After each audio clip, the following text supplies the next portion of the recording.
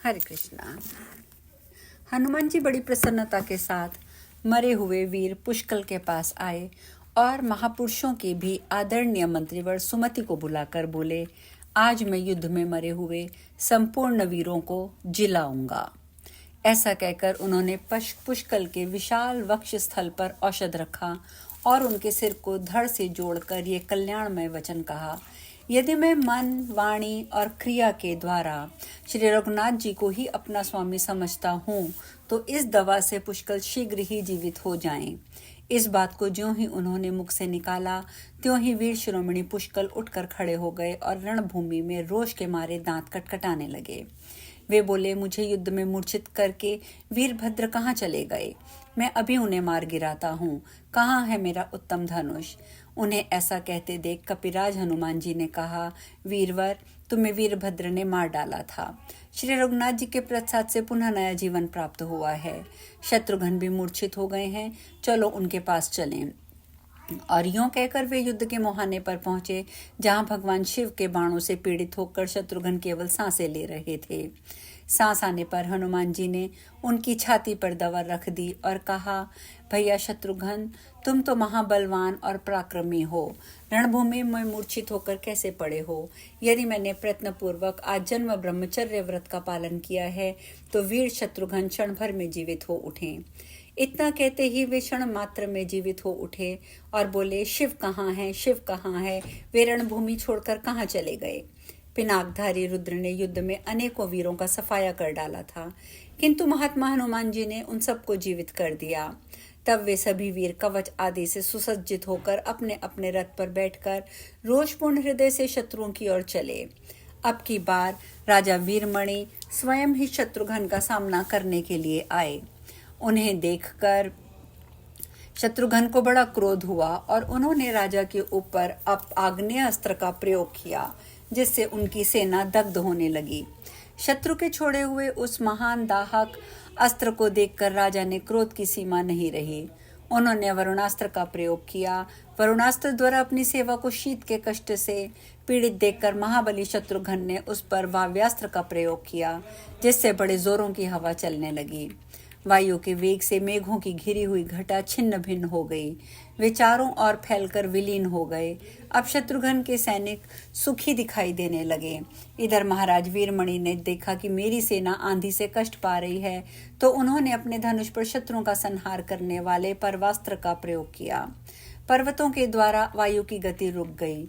वह देख युद्ध शस्त्र में फैल नहीं पाती थी।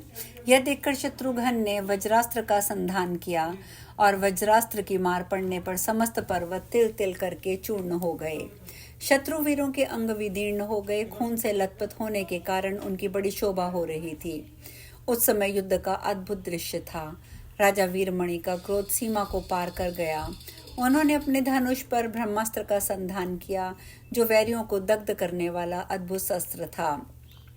ब्रह्मास्त्र उनके हाथ से छूटकर समुद्र की शत्रुघ्न की ओर चला। तब तक शत्रुघ्न ने भी मोहनास्त्र छोड़ दिया था।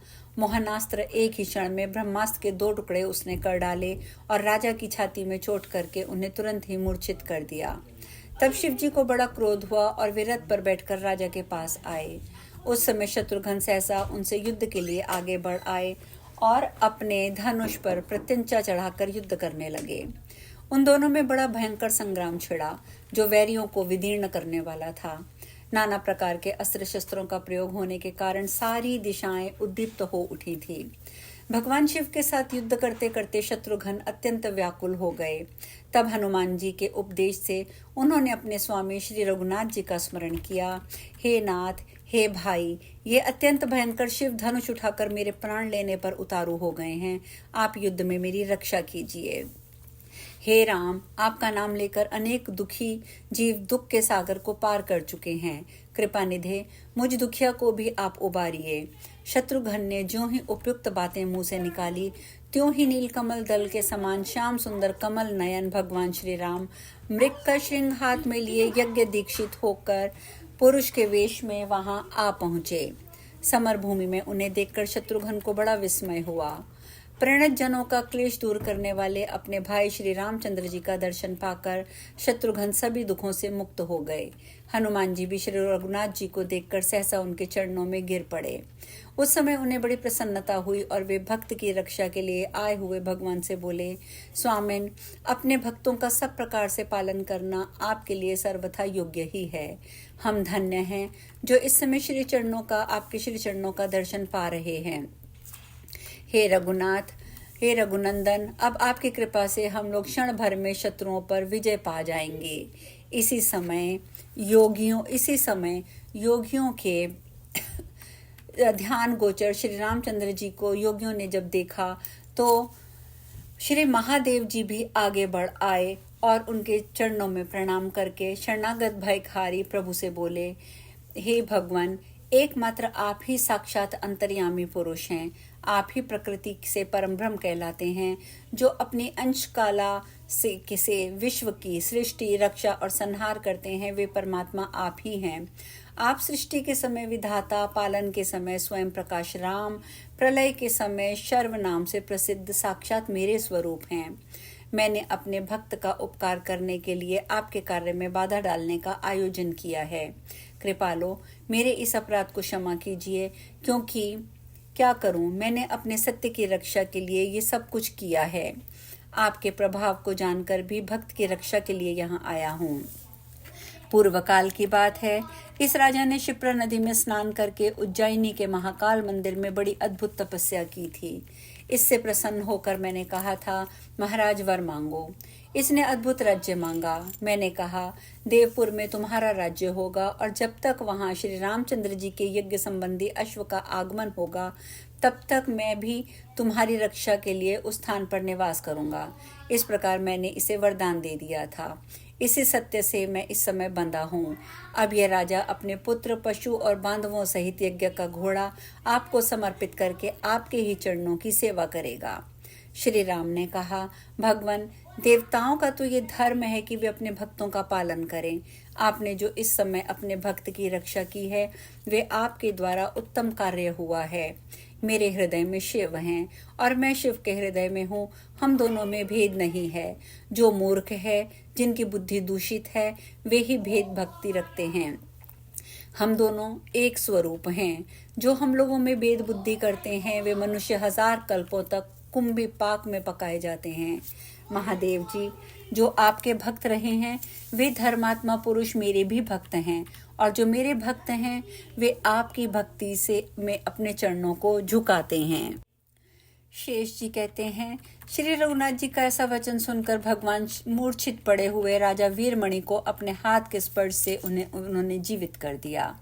इस प्रकार उनके दूसरे पुत्रों को भी, जो बाणों से पीड़ित होकर अचेत अवस्था में पड़े थे, सबको जिलाया। भगवान भूतनाथ ने राजा को तैयार करके पुत्र पौत्रों सहित उन्हें रघुनाथ जी के चरणों में गिराया। वात्स्यायन जी, धन्य है राजा वीरमणि, जिन्होंने रघुनाथ जी का दर्शन किया।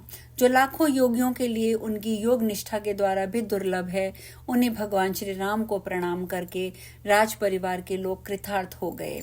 उनका शरीर धारण करना सफल हो गया। इतना ही नहीं, वे ब्रह्मादि देवताओं के भी पूजनीय बन गए।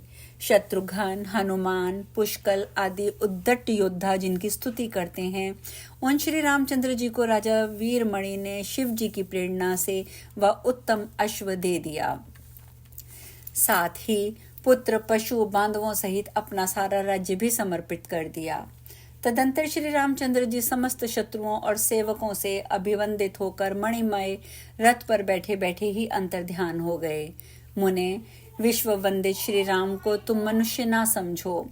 जल में, थल में, सब जगह पर तथा सबके भीतर सदा वे ही स्थित रहते हैं। भगवान शंकर ने भी अपनी प्रतिज्ञा पूरी करके सेवक राजा से विदा ली और कहा, राजन, श्री रामचंद्र जी का आश्रय ही संसार में सबसे दुर्लभ वस्तु है। अतः तुम श्री रघुनाथ जी की शरण में रहो। और यूं कहकर प्रलय और उत्पत्ति के कर्ता धर्ता भगवान शिव स्वयं ही अदृश्य हो गए। समस्त पार्षदों के साथ वे कैलाश को चले गए। इसके बाद राजा वीरमणि श्री राम के चरण कमलों का ध्यान करते हुए स्वयं भी अपनी सेना लेकर महाबली शत्रुघ्न के साथ साथ गए। जो श्रेष्ठ मनुष्य श्री रामचंद्र जी के इस चरित्र का श्रवण करेंगे उन्हें संसार में कभी दुख नहीं होगा। अब हम शेष कथा कल करेंगे। आज की कथा में यहीं विश्राम लेंगे। हरे कृष्णा।